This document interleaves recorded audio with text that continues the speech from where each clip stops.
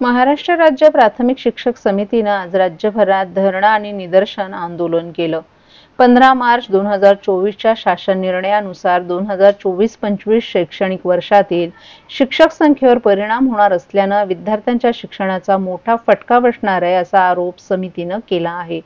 शिक्षण हक्क कायद्यानुसार विद्यार्थ्यांना स्वतःच्या गावात शिक्षणाचा हक्क असताना 28 ऑगस्ट 2015 सुधारित 8 जानेवारी 2016च्या शासन निर्णयाविरोधात शिक्षक संघटना आक्रमक झाली आहे। समितीच्या मते नवीन धोरणांमुळे अनेक शाळांमध्ये शिक्षकच उपलब्ध राहणार नाहीत, परिणामी विद्यार्थ्यांना दूरच्या गावात जावं लागेल। यामुळे विशेषतः किशोरवयीन मुलींच्या सुरक्षिततेचा प्रश्न निर्माण होणार आहे।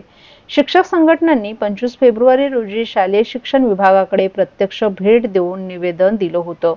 त्यानंतर शासनाने इयत्ता 6वी ते 8वीची पटसंख्या 20 किंवा त्याहून कमी असल्यास एक नियमित शिक्षक देण्याचा निर्णय घेतला। मात्र समितीने हा निर्णय शिक्षण हक्क कायद्याच्या विरोधात असल्याचं सांगितलं।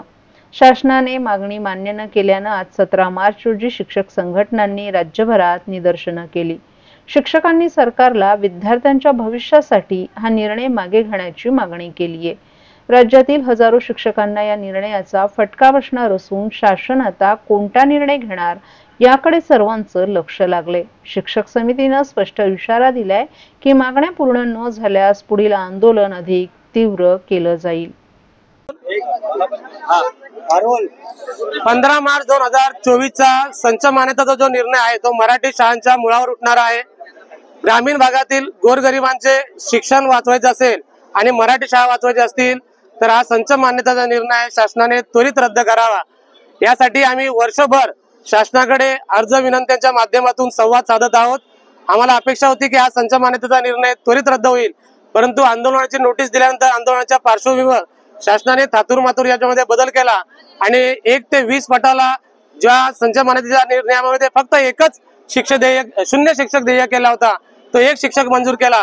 परंतु आमचं शासनाकडे मागणं आहे की जर RT 2009च्या कायद्यामध्ये जर 6वी ते 8वीला 3 पदवीधर मान्य केलेले आहेत तर एक पदवीधर 6वी ते 8वीचे 3 वर्ग आणि प्रत्येकी वर्गाचे 9 विषय आणि प्रत्येक आठवड्याला प्रत्येक वर्गाच्या 48 तासिका कसे शिकवणार, हा प्रश्न आमचा शासनाकडे आहे आणि तो प्रश्न आमच्या शासनाने सोडवला पाहिजे। आमचं हे आंदोलन 3 टप्प्यामध्ये आहे। सुरुवातीला लोकप्रतिनिधींना आम्ही निवेदनाद्वारे मराठी शाळांच्या व्यथा मांडलेल्या आहेत।